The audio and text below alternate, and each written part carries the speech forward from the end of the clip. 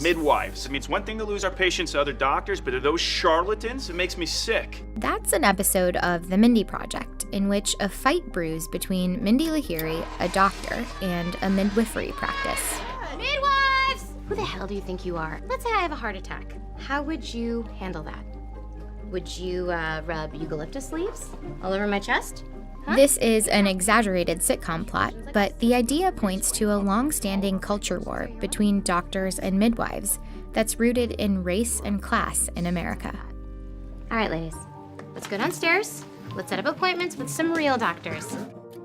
Midwifery is an incredibly common practice in a lot of countries. In the UK, midwives deliver about half of all babies, including Kate Middleton's. In Sweden, Denmark, and France, midwives oversee around 3/4 of births. But here in the US, they participate in less than 10% of births. In these countries, the ones that tend to rely on midwives more frequently, maternal mortality rates are a fraction of America's. In fact, maternal mortality has risen in the US as it has declined elsewhere. So, if midwives are popular and effective in many other industrialized countries, why is the US medical system still wary of them? The answer is complicated. For most of human history, babies were delivered by midwives. Midwifery can be found in the Old Testament. They were respected for bringing their knowledge and training to childbirth. In America, midwives were integral to both indigenous and immigrant groups, and in the South, they were known as granny midwives. Midwives have always existed. It's just that we have changed over time. That's Patricia Loftman, a midwife of 37 years and a member of the board of directors for the American College of Nurse Midwives.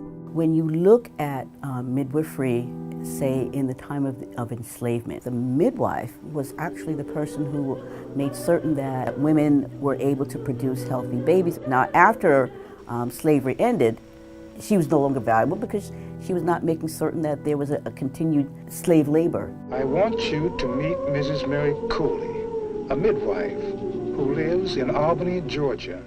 Generally in the South, most of these women were black women, taking care of women, both black and poor white, because during the days of segregation, you could not access hospitals.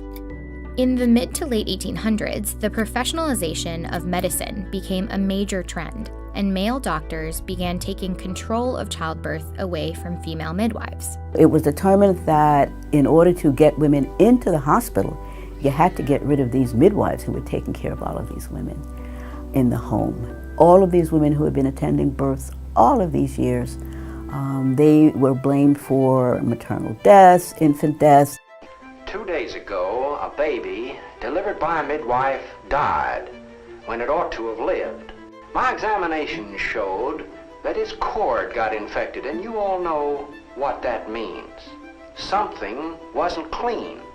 Joseph DeLee of Chicago, the most influential OB-GYN of his day, called midwives relics of barbarism and a drag upon the science and the art of obstetrics.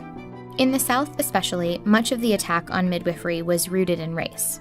One Alabama doctor dismissed black midwives as having fingers full of dirt and brains full of arrogance and superstition. Some states outlawed home birth midwives, while most others created new regulations that made it harder to enter the profession. By the 1950s, a vast majority of women gave birth in hospitals attended by doctors. But something changed in the 70s. Middle-class white women wanted more of a voice in their maternity care, and that led to a rise in midwifery, except this time, most midwives were white women. The US currently has around 15,000 certified midwives. It's a growing profession, but still overwhelmingly white. Just about 5% of the nation's midwives are women of color. In addition to being from the community and understanding not only linguistically and culturally what women need, midwives of color protect women in a system that is hostile to them. With Black mothers 3 to 4 times more likely to die from causes related to pregnancy or childbirth, there's evidence that empowering midwives might change outcomes for moms and babies. Researchers found that some states had clearly done more to integrate midwives than others. And while there are many factors that can influence maternal and infant health, many states with the least integration also had some of the highest rates on key indicators, including premature births, neonatal mortality, and C-sections. In recent years, groups like the American Congress of Obstetricians and Gynecologists have become much more welcoming to licensed midwives. We're all in this together. But that hasn't resolved the culture war between doctors and midwives just yet.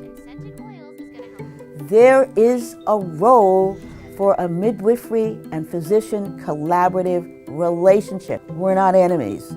We are colleagues who need each other. Thanks for watching. ProPublica has been reporting on the disparities in maternal mortality in the US and how it's the most dangerous industrialized country in which to give birth. There's a lot more to the story of midwives in America that we couldn't fit in the piece, including the current barriers to entry that a lot of midwives, especially midwives of color, face in certain states. For more on that and ProPublica's latest reporting on maternal health, click on the link below. Thanks.